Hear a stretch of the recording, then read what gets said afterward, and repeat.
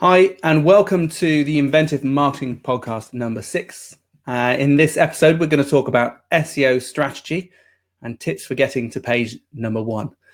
Whether that's possible at all, but we do try. That is our aim. Okay, so just an intro to the club. Those of you who are new, the Inventive Marketing Club meets online in this webinar every month, and we go through a particular topic. This topic is search engine optimization, but we've talked about YouTube stats, LinkedIn, and planning your marketing and many other topics. And we'll be doing this every month. And at the end of the club, you get a chance to pick the next topic that we're going to look at. We don't have any guests for this particular episode, so we can move straight along. And what I recommend, and I do this in our workshops too, is you don't need to write everything down. You're going to get a recording available after this is finished within a couple of hours of us finishing. So just take notes of any particular actions that are important to you. And just say hi, let me know who's there and that you can hear me correctly and everything's coming through fine. Hey, it's my core audience. So for those of you who don't know me, I'm Ben Kinnaird. I run a company called Rather Inventive. We also run a podcast called Something Inventive, which is about every month or so, although we're trying to get a bit more frequently.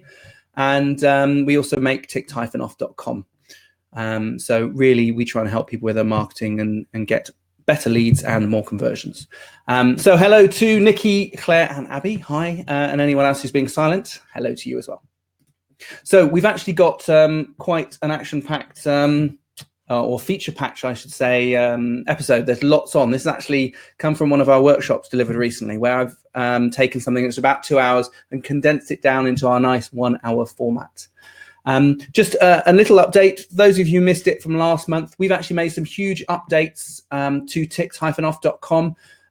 Changed the style quite a lot, made it brighter, fresher, nicer, a little bit more colorful in places. We've added a lot more content, such as a lot of the podcasts that we've recorded over a period of time. I picked out some of the best ones of those and inserted those into TikTok. There's a lot that people will have missed. The example I'm showing here is one about Gina Gagan, and how she started her drinks business, Wild Fizz Kombucha. I've met Gina, she's lovely. I met her down at River Cottage. We recorded the podcast afterwards, and I still drink kombucha, and it's lovely stuff. Anyway, if you haven't already, do check out tick-off.com. It's now completely free, and you should sign up, and it's going to help you with your marketing one step at a time. Okay, so as normal, we can't do questions in real time given the nature of this webinar. So I've got a few prompt questions here, but do ask questions as you go along. Claire's going to help me pick those out and share them with you. A couple of examples are what SEO techniques work for you. I'm really quite interested about things you've tried in the past. And have you had any bad experience with SEO? Because I know a lot of people have. Okay, so just so we know where everyone is, what is search engine optimization? And simply put, it's really about making changes to your website that you know or maybe believe will gain a higher position in search engine results for a given keyword search. Oh, hi, Karen. Thanks for joining us. We're going to focus on Google. There are many search engines available, but we'll focus on Google because it's the one that most people use. So why do people search? Well, people either want to do something. So they want to go camping in France, or they might search camping France. They want to know something, how to fix my washing machine. Or they want to go somewhere like Facebook or your business website page. So those are the key areas and the reasons people might search. And that's quite important in terms of trying to understand what people type into a search engine. It's useful to know why they want to do that. And it's usually because people are trying to find something out. Know something, I think, is one of the most common. Or they want to do something. So there's maybe an intent to purchase, particularly. Or they've forgotten the website, or like most people, they don't even bother typing in website addresses anymore. They just type in what they think the company name was, and Google gets it right for them, hopefully, and links them through to the right page. So just to get a feel, and some of you may know this, but just to get a feel of how important it is to get search optimization right and try and aim to be at least on the first page, if not in the first 5 results, and then working your way to position 1, if at all that's possible, is to know that certainly from data taken in 2014 by Moz.com, The first 5 results get 68% of the clicks. That's a huge majority of the clicks. So really, if you are position 6 and below, you really have a much lower chance of getting clicked on, and people actually having buying intent are probably going to go for the first few, unless really those aren't doing the right job for them and not providing you the product or information that they require. But in that case, Google's not doing its job, and over time, Google would reconcile that and start showing the results that do deliver the right results further at the top.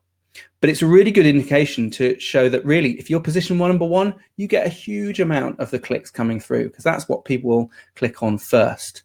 And then it diminishes down to number 5, and then it diminishes further as you move on to the other pages. There is actually a slight pickup in here, because this graph shows both desktop and mobile, and we can see that while mobile and we can see while desktop has a drop-off on the second page, mobile keeps it on for a little bit longer. I'm not sure why. Maybe it's a little bit easier. There's a load more button at the bottom. It's not so arduous to get to the next page, perhaps. And in many cases, Google will dynamically load the next set of results into that page, so it doesn't feel like you're moving from page to page. I'm not sure, but that's my rationale. So just a few terms you should know.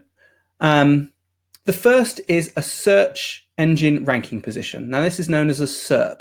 So this is where you appear within search. Now, when we're looking back at our results here, each of these numbers is a search engine ranking position, or SERP. So if someone refers to what SERP are you, they want to know what position does your result come up for in Google. A snippet, now this is the information that comes back in a Google search result. So if you type in accountant Cirencester, for example, and you get a list of results coming up, each one of those results is a snippet of information. And those snippets vary depending on the content that Google is pulling out. It may be even that there's additional snippets in there for extra information, such as recipes. And I know we've touched on that with structured data or YouTube videos or anything like that. Each of those is a snippet, but we're going to focus mainly on the standard Google snippet, which is a title, the URL, and the description. An impression is how many times that snippet is shown to people, or at least impressed upon the screen. So every time someone searches for accountant Cirencester and you come up in the search results, whether it's page 1 or 2 or 3, that's an impression. If your result has been shown on that page, that becomes an impression. They may not have seen it, but it has been impressed upon that page. And then you've obviously got clicks through to your website, which generate a CTR, or click-through rate. So this is the difference between the number of clicks compared to impressions. And what you'd be looking to do is, while you might want more impressions, so more people finding you online, you want also a higher click-through rate. And arguably, I'd say work on the click-through rate before the impressions.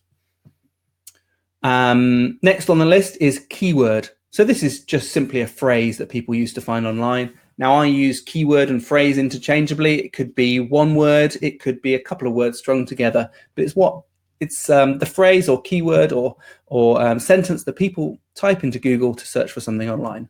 And a long tail is a longer version of that, basically. A good example is the help keyword I gave earlier, where someone wanted help how to fix a washing machine. You might consider that long tail. In fact, you might add on to that how to fix as a Nusi washing machine. So they're becoming more and more specific. Maybe you put the model number on there. The more specific you become, the more long tail it is.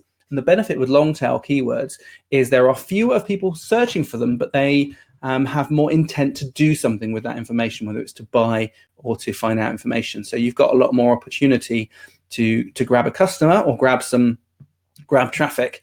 And because there's so many more of them, it's just much more difficult to target. Okay, so first, keywords and how to find them. I'm going to go through a couple of examples of how you can find them.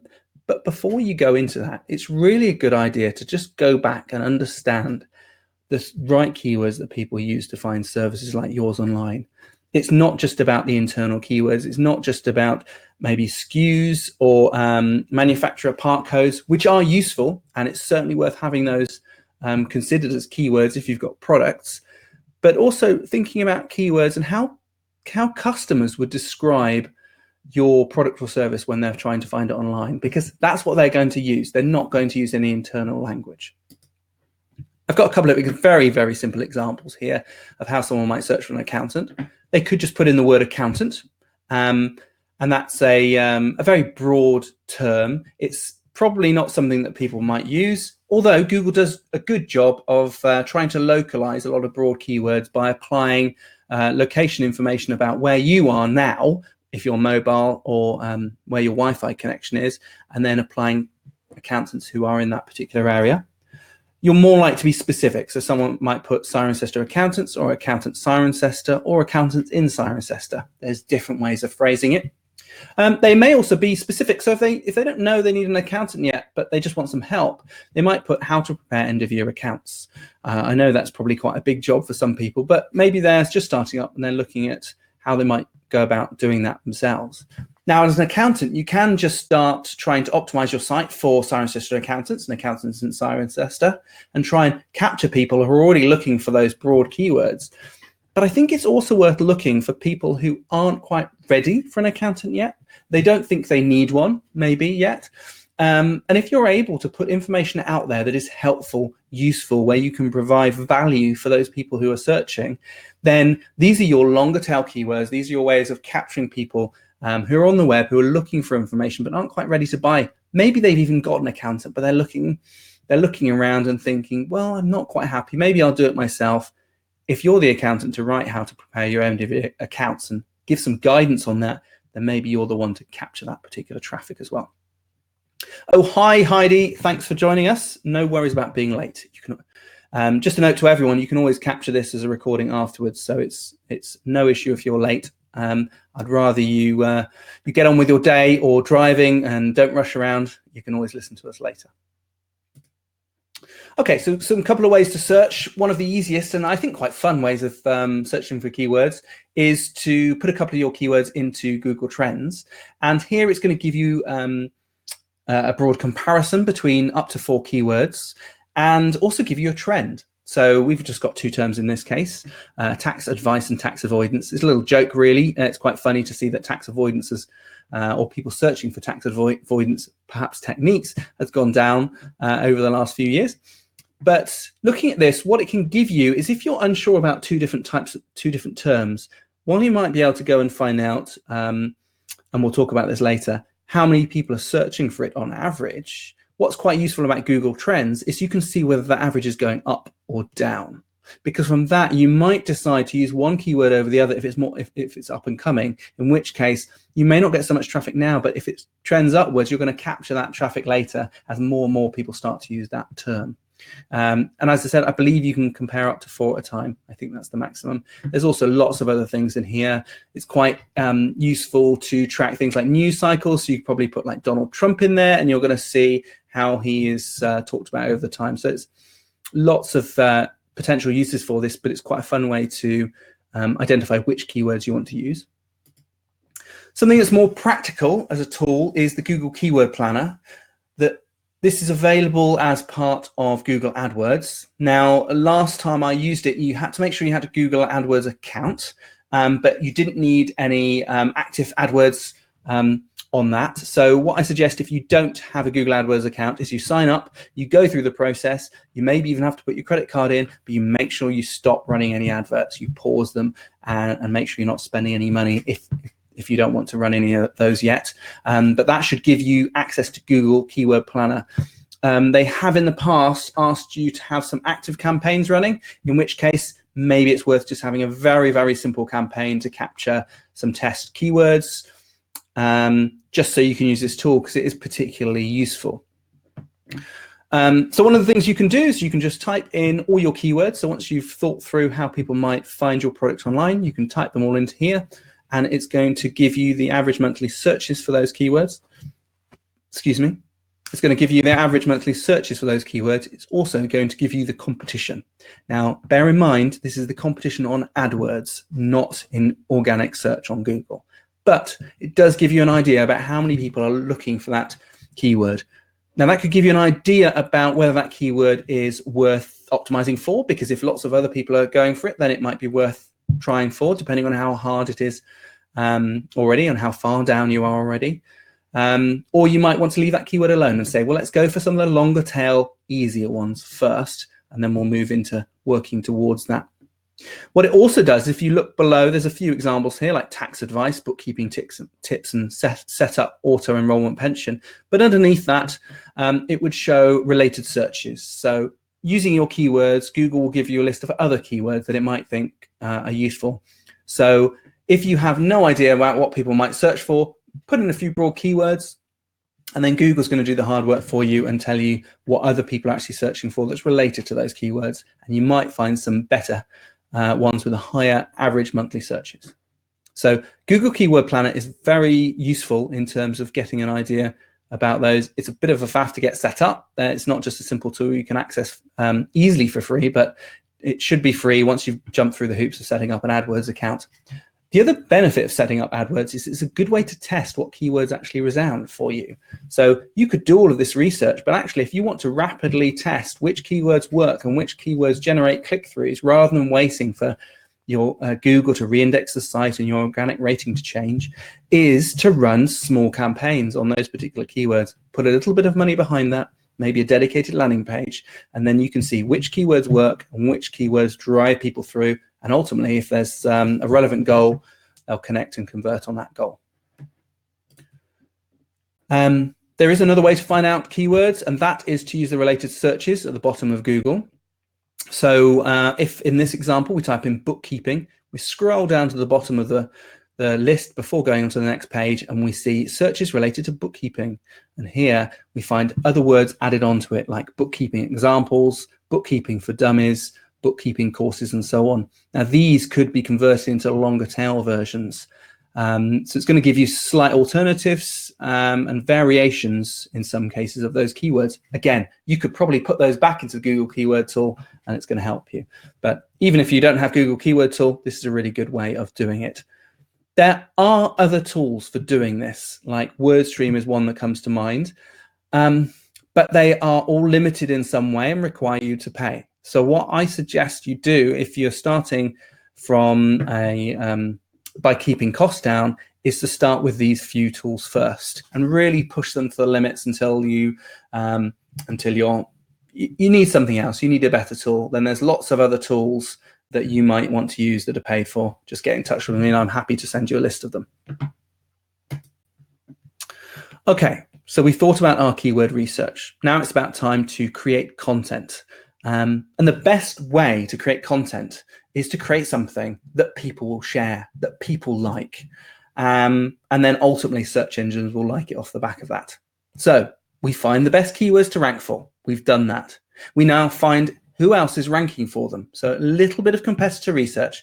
That's putting those keywords into Google, searching for it, looking at the top 3 and seeing what they come up for and what their pages are like. And then making your page better than those competitors. And over time, that will work out to be a winning strategy. I can't tell you what's going to be better. That's going to be on a case-by-case basis. But if you found the right keywords and you can see your competition aren't using those keywords in the right way, your first win is there by making sure the keywords are in the key areas, which I'm going to come on to in a minute. The next stage is to make sure your content is better. So make sure when you do get people onto the site that they like what they see, that you've got videos on there and you're engaging, because if you can keep them there longer, that's a signal to Google that you've got good engaging content, and there's a potential they'll bump you up the rankings. There's a good quote from Moz here, actually, from A Beginner's Guide to SEO, which I recommend you check out. If you can create a page on a keyword that is 10 times better than the pages being shown in search results for that keyword, Google will reward you for it, and better yet, you'll naturally get people linking to it. So that's your aim, to create a page for a keyword and make it better than everything else in the search results. Over time, you'll get rewarded for that. And that comes from this link, which I highly recommend you check out. So let's go on a little journey. This is maybe where we start. We know we've got a home page. We want to have a page about tax, where we're talking about tax advice, that sort of thing, about bookkeeping, how that service works. And we like the idea of having a blog. We've been told having a blog is a good idea. So the way I approach website either development or replanning, if you're optimizing for search for SEO, is that you have a page for each main keyword, and then the blog content will capture all of those longer tail keywords because they usually relate to help content. So this is just an example. This is an anatomy of a page from Client Communion Architects, just about how and where your keywords might be shown on the page. So I hope you can all see this well, but up in the URL, we make sure the keywords are in there. So in this case, we've got, because it's all about barn conversion planning permission, we've got get planning permission barn conversion. Now, unfortunately, WordPress went through a time where it actually shortened URLs by removing words like on the and so on, which I don't really like. It's fine because it just focuses on the keywords, but it makes it not so human readable to me, but it's totally fine for our purpose today. And then we've got the title. How do I get planning permission for a barn conversion? So you can see how WordPress might have converted that title into the URL. So key things here is we want planning permission and barn conversion coming in for our keywords. So we're going to make sure both of those in there are in the URL and the title, and also in the heading 1. So we can see that right at the bottom. How do I get planning permission for a barn conversion? Again, our keywords are planning permission and barn conversion. They don't have to be a phrase as such, but that's what we want to capture.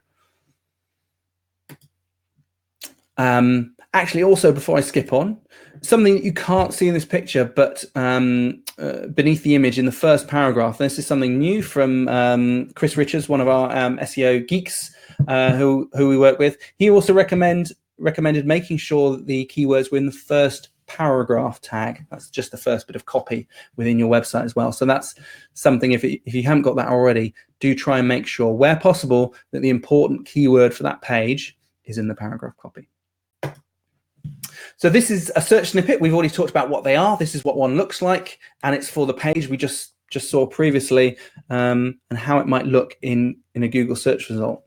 Now, one of the reasons to look at this is to identify where it's important to have keywords, and also to look at what people see first. Now let's tackle the keyword first.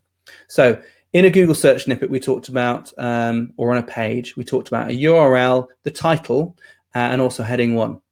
What you'll also notice is the title is something on the, which is shown often up in the tab bar, but may not always be visible, sometimes called the meta title. That's crucially important in a search snippet. That is what people will see first. So if anything, you really want to optimize that to have your keywords, and also to be quite an interesting and catchy title where possible.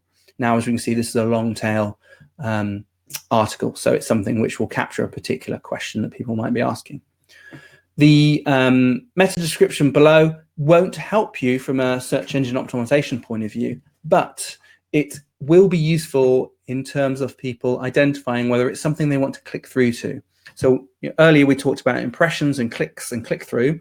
This the description will help that. It will actually help people to identify whether it's something you want to click through to. Maybe you can put call to action in there. You can put additional detail to encourage that. But I would try and write that summary, which is about 160 characters, as consistently as possible, and not to be truncated, unfortunately, like this one is, because it just comes from a blog post, but to be just about 160 characters where possible.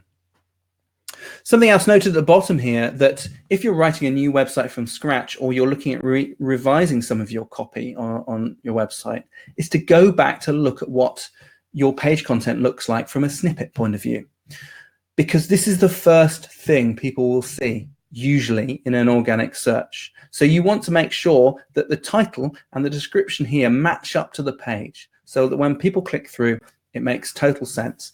They're clicking through, doing the right thing, and they're not going to come back to Google search result, where that's going to trigger a bounce, and Google may knock you down the listings over time if you get a high bounce rate for that. It's also an easier way to write a page content. Rather than worrying about the whole page, just write the snippet first, get that bit right, and then everything else will be a lot easier to fill in the content.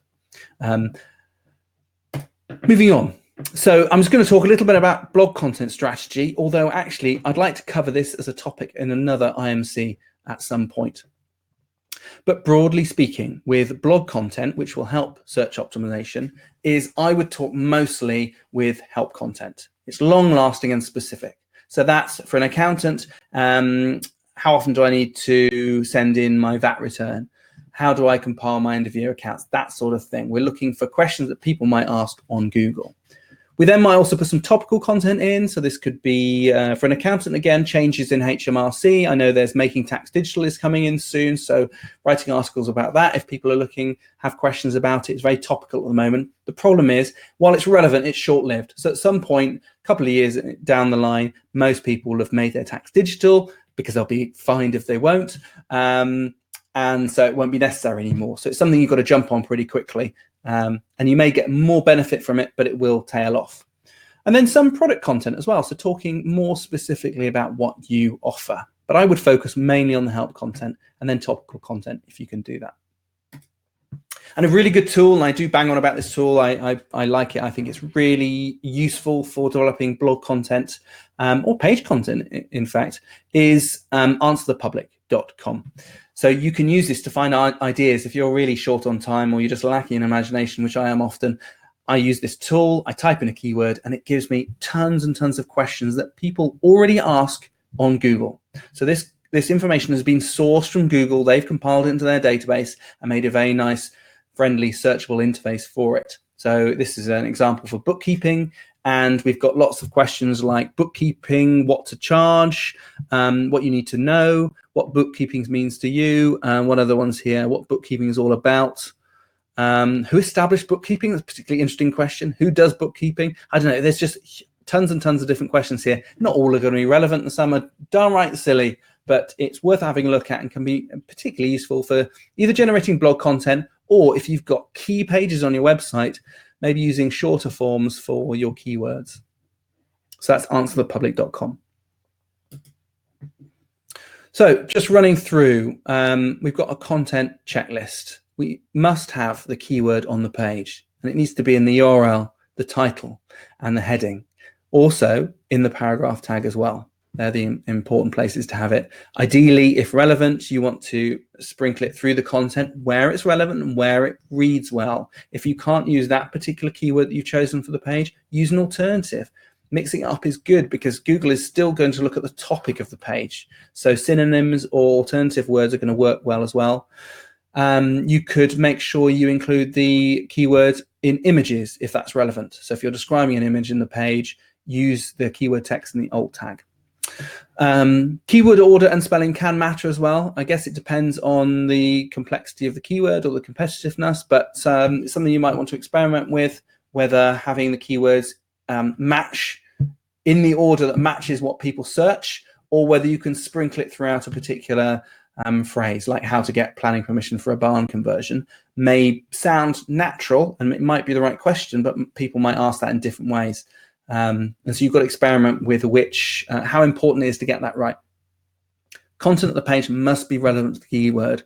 What you don't want to do is have a page that's too off topic. It's going to make it more difficult for Google to understand where you sit within the other pages vying for that particular keyword if you are a bit too broad.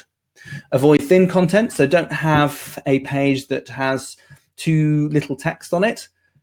How much that text need to be, I guess, depends on your competition. So this is where it goes back to writing better and more, well, more is the wrong word, better content than your competition. Go back and look at that. Generally, thin content could be something that is under 200 words, maybe less. It's something which has relatively low amount of text on it.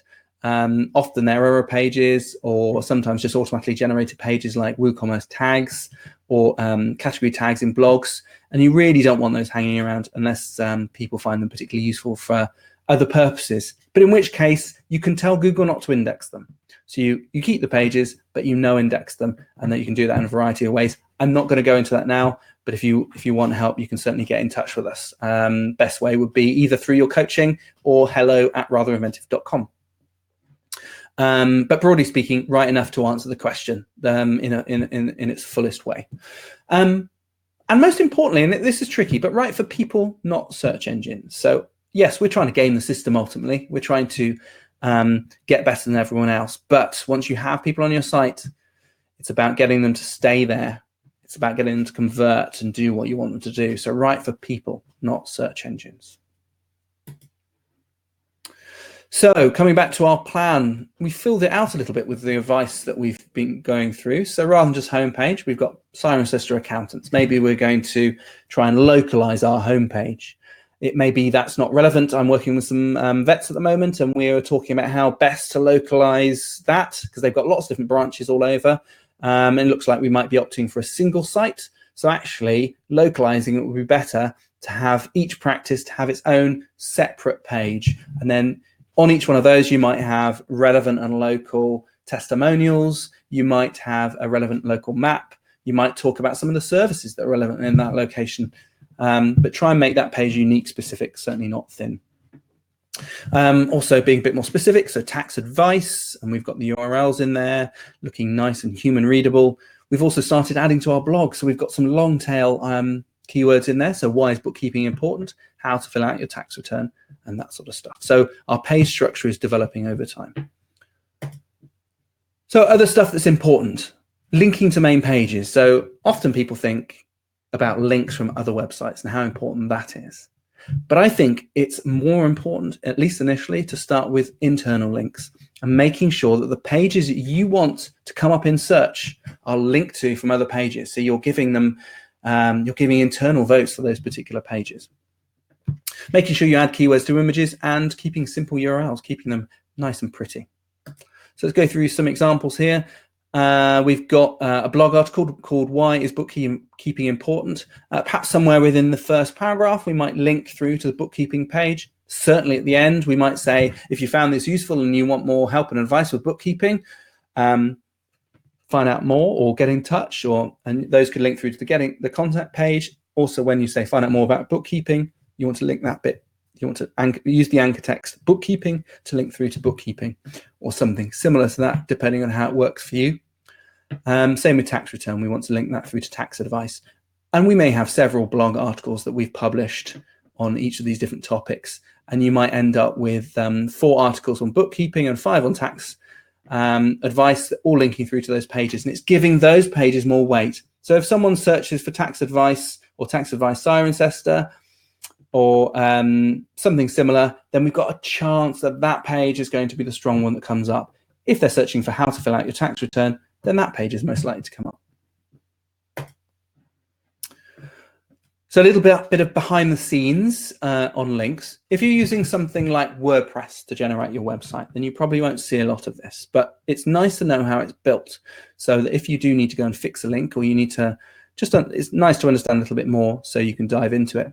And again, another topic, as recommended by Abby, actually, is I'd like to cover the basics of HTML, because I think a good understanding of how HTML works, and this is what you're seeing here, this href anchor tag is actually HTML.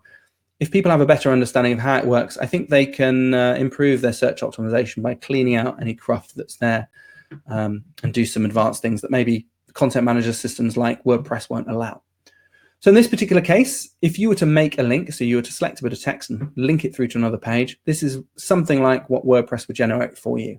And what we're looking at doing is using the keyword on one page, or a relevant word or something relevant from your blog article, for example, to link through to a page that has more information about that, in which case this is bookkeeping. So that's a simple link and usually quite straightforward to create in most CMSs. But if you're linking out to other people, so maybe we're linking out to Twitter, for example, just your general Twitter account. What we don't want to do is give a vote to Twitter. Twitter has enough votes. Twitter has enough search engine optimization. People know what Twitter is. It's a destination. It doesn't have to be found so much on Google. So actually putting a link with a no follow in can just say to Google, this link is referenced, but I don't think you need to follow or pass any Google SEO credit to that particular site. I don't think you need to worry about this too much, but if there are certain sites that you reference a lot that are more references rather than potential resources, I'll definitely add a no follow. Obviously, if you've got clients you work with or suppliers, you want to make sure you do have genuine links which are passing Google credit around. That's how the web works. If you had no links coming out of your site, or maybe all of them no follow, that in itself may seem a bit odd, but If you've got the same links on your footer or spread throughout the site, then there's no harm in no following them. On images, about including keywords where possible. If you can, you include a keyword. But I'd say more importantly, and this is so crucial, is to make sure that you describe the image in text. Now, if you think about how this might be used, forget about Google for the moment, but think about someone who's using your website and maybe can't see at all or has low vision. And so they may use a speech reader in order to determine what the content of your site, because they can't see the images or they can't see them clearly. So the speech reader will go through and read out not only the text, the headings, but also the images, and it will look at the alt text or the alt tag, and you can see that highlighted. Alt equals a tabby cat in a wicker basket. So the speech reader will actually read that out. So that's a benefit to people who have low or no vision. It is also a benefit to search engines, because Google, while it may be pretty good at recognizing images, isn't quite there yet with understanding exactly what's in an image and may not determine exactly how you describe it. So it's always worth adding alt text in there. It's going to show that you're a good citizen of the web, that you're making sure that you have tagged everything correctly to benefit the most people. So that may well give you a benefit as well. And the simple way of doing that, certainly from a WordPress point of view, is to make sure that on your computer, before you upload the image, that you name it exactly as you want it to be seen. So I would type tabby cat in a wicker basket with spaces in between .jpeg. That's probably how my Mac would name it. So it's just title case, just as you'd normally write it or type it out. When you upload that into WordPress, WordPress will automatically convert spaces into hyphens. So you don't need to worry about that. It'll do any compression and resizing. And then by doing it that way, when you copy it straight in, you can take the automatically generated title of the image and copy and paste that over into the alt text, adjusting it if you need to. And that's the very simplest way of getting them into WordPress and getting a nice alt text. In terms of how you think about alt text, the best way is to think about how you describe it to people, to someone over the phone. So in this case, if someone said, "What's that image that you're looking at?" I can say it's a tabby cat in a wicker basket. I hope it's a tabby cat anyway. That's what I've been describing it. But it's a very nice, friendly cat. It reminds me of my family cat called Heidi when I was about 5.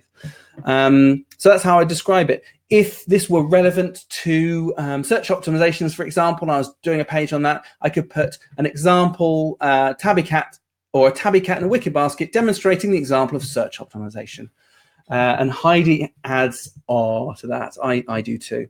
So yes, describe the content of the image in text, add keywords if you can. The benefit of all of this is it may improve your search ranking. It may also, if it's relevant, that image will show up in search. So if you've got a product and you can describe it more broadly than just the product name, you may have a chance of getting your image showing up in search, and that's quite likely. I know some of our clients, they have that already, and it's definitely something worth looking at. Okay, and URLs, just something very simple to keep in mind. Do pay attention to them. In WordPress, it will automatically generate URLs for you, and a lot of people will just type in a title, start writing, they might go and revise the title, then they'll save the page, and it's automatically written the URL or permalink for you at that point. Do pay attention to that. Do go and have a look, because once you've got your permalink or URL, it's kind of permanent. It's going to stay that way. And if you do want to change it, you can, but you've got to redirect it, because Google will be giving a search engine ranking to that particular URL. And if you change it without redirecting it, all your work starts from scratch, or until Google may well redirect all that credit onto it. But I wouldn't take any chances. So do pay attention to what WordPress is generating for you already. Try and make it short and human readable. And I recommend certainly using hyphens, not underscores, but that's up to you. I don't think Google has a preference on it. I just feel hyphens are easier to read, and certainly don't use spaces, because if you have spaces in your URL, they will be converted to %20, which just doesn't look very nice, although it works perfectly well. And Claire, you've got a question here. If you already have lots of images unnamed, is there a way of doing it in bulk? So unnamed as in correctly or missing alt tags. Well, not that I know of, although that would be a great tool. I think really the most important thing is to look through your key pages first and identify which images are on those pages, and then go through your media library in WordPress and make sure there's alt text on them. There are different tools you can use to scan your site and see where there's alt text on there, any missing alt text on the images. We use something called SEO Spider. It is a paid for app, but you can get a free version up to, I think it's 1,000 pages, which might seem, or 1,000 URLs, might seem like a lot. But if you think it's not just pages, it's any images or anything you're loading is a URL. For small sites, that can work quite well. So that's SEO Screaming Frog SEO Spider is the tool we use. And that's a good way of identifying what hasn't got alt text. You can then zip through the media library and look at it. It would be nice, wouldn't it, Claire, if there was a tool or a plugin for WordPress which can highlight everything that doesn't have alt text, and you can run through them in one list and add them in there. Maybe that's something we could make, but I don't know of anything already. So focus on the key pages that you're driving traffic to and make sure they have alt text first. So a way of putting all of these keywords into place and making sure everything is where you want it to be, because WordPress doesn't quite allow this by default, is to use a plugin called Yoast or Yoast SEO. There is a free version, there is a paid version. Our clients use different versions depending on what they want. It's highly recommended to use. It's a really good tool. It generates a couple of other things that you need for Google Search Console, which is a sitemap. It just makes the whole process a lot easier. Also, it's got a couple of other features in there where you can put a keyword in.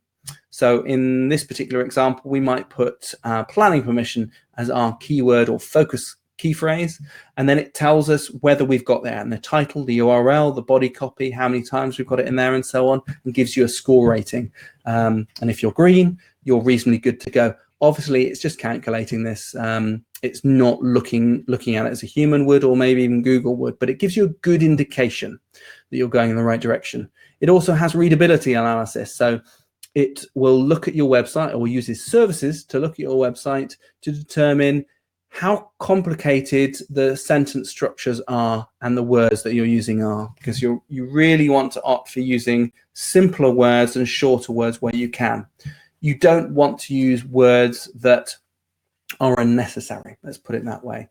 There are different grades, and it may not be correct for your audience. So you don't want to worry about it too much, but it's certainly worth looking at and seeing if you can improve it. You just want your text to be accessible to as many people as possible. So using large words for the sake of it are not something recommended by the readability analysis.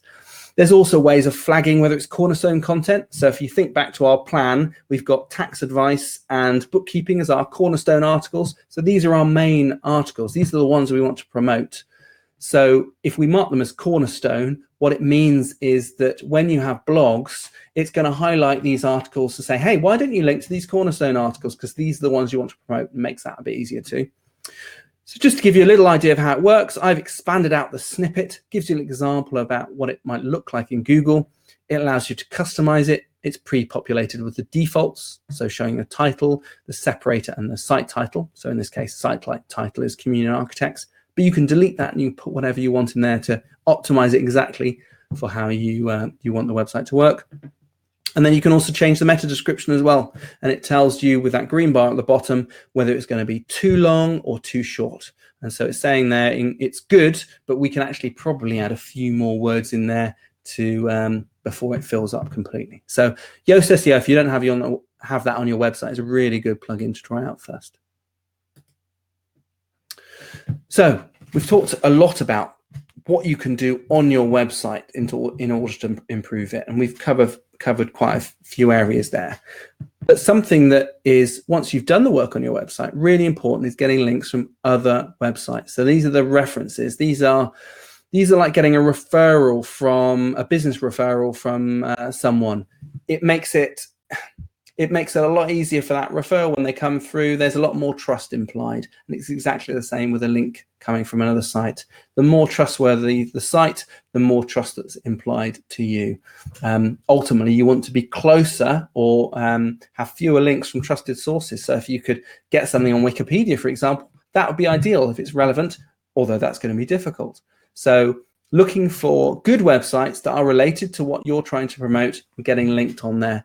Even getting linked or mentioned on Twitter can be beneficial. Anything really that can be indexed. Pinterest can be quite good as well. It's a really good way. If you've got visual resources that you can put out, anything that Google can index can be relevant, even if it's not a link, just a mention. So links from other websites are often called backlinks. I'm going to go through a few examples. The first are natural. So this is where you've written a page and other people have picked up on that page. Maybe you've tweeted it out a few times or put it out into the internet, and it gets referenced and picked up by other websites. Maybe people on a forum, certainly in close-knit worlds where, like with vets, I'd imagine you have forums. And if you come across other information, you might be sharing resources between other people. So if there is a good neutral resource online that people find useful, then they may well be sharing that. So really, you want to try and write to get natural, organically shared links, because it's the best. It's the best way. It means your content is so good that people will naturally share it because they have to. Manual outreach is where you work to get that content on other websites. Now we get some manual outreach coming to us where they've generated an infographic, or they want to put a blog post, and they want to either get us to link to them from their website. So they've seen a blog post that is relevant and they want to see if we can they can be included as a link. Maybe they're a plugin or a reference website talking about something that's related to our page, and they want to get a link from there. So that's manual outreach. They may also offer to write a blog post. So that's where they do a guest post. So they'll write something and that can go on our website. Now, again, that's going to be difficult for someone like me. I'm not going to agree for everyone to be linked to our website unless it's a particularly useful tool. So, for example, if Yoast approached me and said, hey, we've seen this blog post where you're talking about search optimization, and would you mention our tool on there? I'll probably say yes, because I've used their tool, I trust their tool, and it's something I would recommend. And it would be an oversight of me not to have linked it anyway. So it's definitely It's definitely useful to do that manual outreach and go to people if you've got some really good content. In fact, I listened to an excellent podcast recently where they focus more on manual outreach than search optimization. So they would spend the time to develop this awesome content, whatever defines awesome, however you define awesome. But they would work on awesome content. Maybe that includes video and images. And then they would spend their time on outreach. So they would go out to social media and promote it on that. They would contact other websites and see if they can get linked on there, and finding ways of getting some mutual benefit. And they spent more time on that than on search optimization. Sure, they got the benefit of search optimization as well, but the manual outreach is something that really worked well for them. It's quite time intensive, but I think it's worth doing if you have something that is good. But if you write to get natural links where people pick it up because it's so good anyway, the manual outreach is going to be so much easier. And then you've got self-created stuff. So if you find directories online, maybe there are suppliers or contractors you work with, you've got a networking ring. If you can create those yourself and get links between your websites where relevant, where it's topical, then it's worth doing too. A couple of questions from Heidi. Is there an easy way of seeing if someone is using your article on their website if you don't know? You could probably search for the title of that article in quotes on Google to see if it comes up. Something I use for plagiarism, or to check whether we've to make sure that anything I'm writing isn't copied from elsewhere. It isn't, but you want to make sure it's not too similar, is a tool called Grammarly. So what you could do is you could copy and paste your whole article into Grammarly and see if it's picking up on the plagiarism and saying, well, is that content that you're going to be writing used elsewhere? And so that's your article, and it's seeing if someone else is plagiarizing it. That could be quite cool. I think that's a paid for upgrade. So I don't know if there's a free trial that you can get of Grammarly, and you could copy it into there. But certainly using the title could be good. Otherwise, Grammarly is going to search all the text. The other thing you could do is maybe take out a particular chunk and put that in quote marks and then search for that on Google. It's got to, you obviously can't put the full amount of text in there, but a certain amount you could get away with a short phrase where you know it's quite unique to you. And if someone's copied and pasted it, they're going to be using that bit. You've got another question as well. Can you remind me of where might be toxic areas of people's websites to have your link? We think there's an issue with our members who dump us in their footer. You know what? I don't think there are any toxic areas of people's websites. It's more the website itself. If you had bad links from or links from a domain, we're dealing with this issue quite recently on a client website where they're linked to from these not very reputable domains. I mean, they're basically spammy domains, and that's more of an issue if you're linked to from a bad domain. So a domain that is known to Google to be spammy or just is low content, low quality in and of itself.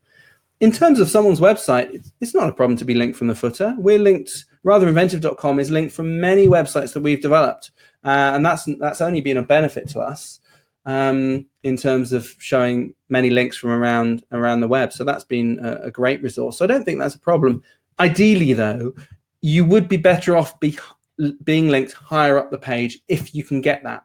So if your members, Heidi, if you can get them to write a blog article on their website linking through to you, then that'd be better. But obviously that blog article has to be beneficial to them and their readers. So it might be where you can see an opportunity for a tie-up between the two of you and you can help them write the article so it goes on their website. Or I know we've talked about some ideas where you could maybe do a video or a podcast with them or something that is in their favor. And in doing so, they may then write an article which then links through to your article where you've done where they have an interview. I know you do something similar. I had an interview with Heidi. I went to see Heidi. We had a chat about how she started the business, and Heidi's actually linking to the recording on her footer. Well, that's great, but there's no reason why you couldn't do something like that on their website as well. So if you're working with a member, it's just trying to find ways that you can outreach to them and get better links. But I don't think it's toxic to have it in the footer at all. Good. That's a comfort. I'm glad. Yeah, I don't think that's toxic at all. So you add to that. Yes, we try to supply them with something useful. It's quicker, but we keep forgetting. I know. I think this is hard. Basically, doing the search optimization is almost in some ways the easy bit. It's something you can do behind the scenes. Going out and doing the outreach and finding ways you can work together with people. I think that's going to bring the biggest benefit once you've done the basic optimization. But it's hard. And it's just really about generating that relationship and finding ways that you can work together on it. You can, however, and now here's a link you can get. Just like with Heidi, we can actually, if you have a story that is interesting to tell, or you've been through a marketing challenge as part of your company, get an interview on our podcast, be part of our podcast. I'll schedule you in. It'll be a video podcast, so it'll be on YouTube. It'll be on our podcast as well. We'll write a blog article about it, and we'll make sure we link back to you at least once, if not multiple times, where relevant to your social profiles or to your website. It's totally legit because we're going to go through something that's useful to you, not just creating a random backlink to you on our site. This is useful content, so it's going to have a higher uplift than anything else. So if you want a link from us, and we've got a reasonably good rating on Google, this is a good way of doing it. And the reason I know we got a fairly good rating on Google is because we get these. This is someone who's outreached to us. They would like us to link to their pixel privacy site. So you can see here, I'm reaching out to you because of your post here. This one, as in this is a template and they've just copied and pasted it in. And this was actually a podcast of ours, Something Inventive number 13, Time Well Spent. And it references info.ssl.com. I can't remember why. I think we were talking about SSL or secure HTTPS on websites. And what he was asking is whether we would check out his post. And if we found it interesting, then link through to his SSL certificate resources. I did. It wasn't interesting enough to me, but from his point of view, it did the job. I did manage to read his email here and then click through to see the resource. So, other people it's going to be more relevant to. But this is the sort of thing that you might need to do, is a bit of manual outreach and then follow up in the right way. But yeah, it worked. I think one of the things for me that got me to open it was the subject line, having a quick question in it. That just piques my curiosity. It's my little chimp brain going, oh, something interesting, even though it didn't work out in the end. Oh yeah, a little comment I didn't put in the end there. Research who you're sending to. Make sure that even if you're using a template, which is fine, that there's nothing in the template that looks like it's a template too much. And also that what you're talking about is relevant, because otherwise it's not going to work. So you can do all this work. You can do all the internal search SEO work and on-site SEO, make sure that's working well. You can start doing outreach and speaking to people and getting backlinks in. It's a time-consuming process, but it is worth doing over a period of time. PR can work quite well. That's probably in your ballpark, Heidi, going out and making sure you've got press, and that press has online presence and they're linking through to you. But you've got to measure it. So you can use a combination of analytics to measure the traffic back in. Is it increasing? But from an SEO point of view, you want to use Search Console.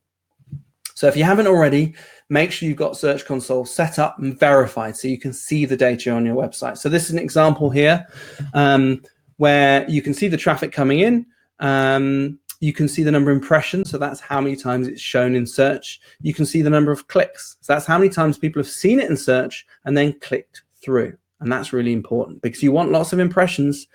But with those impressions, you want a click-through rate. So you probably want your click-through rate to be at least 1%, if not 1.5% at the minimum. So we can see here the average click-through rate, or CTR, is 4.3%. So we're doing okay.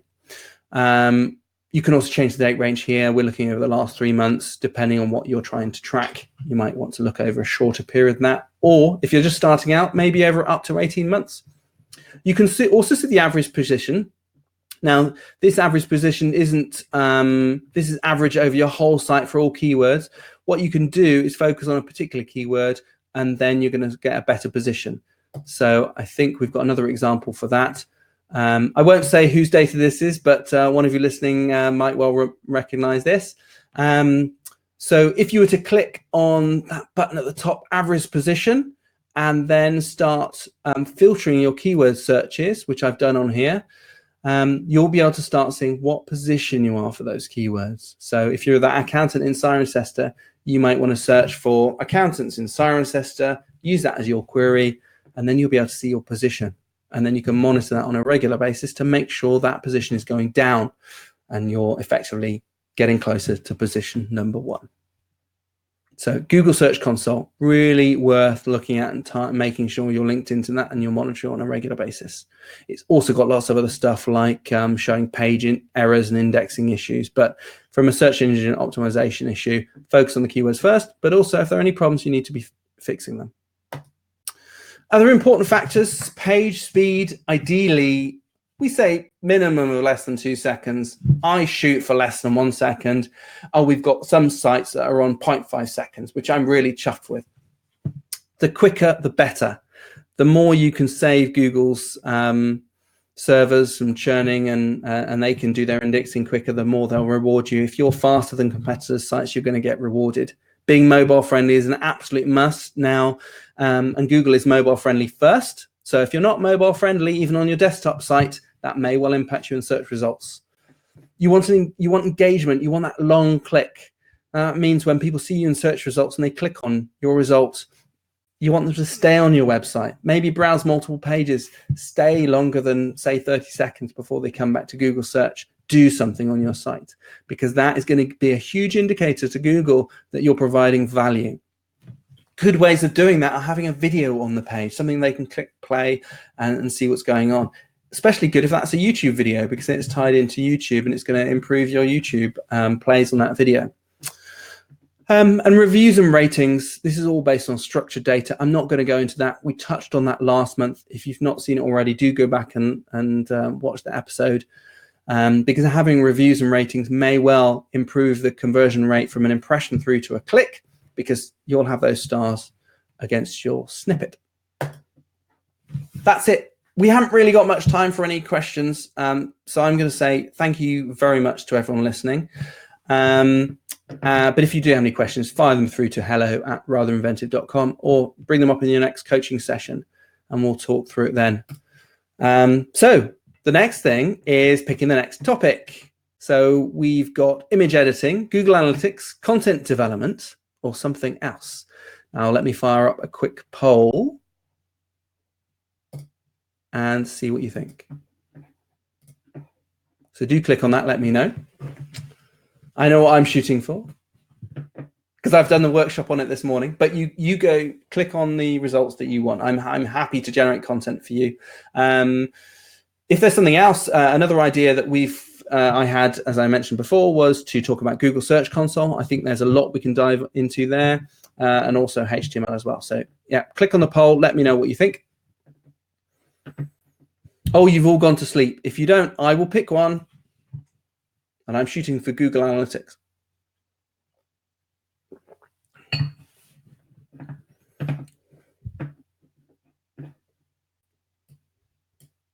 Oh, you're all clicking. Right. Okay. So Abby, it's not working for some reason. That's bizarre. Okay, I'll take what you say here. So Abby, you click Google Analytics. Claire, content development. I need a decider. Okay, Karen, Google Analytics. We're going to go for that. Sorry, Claire. Content development, maybe we'll pick that up next time.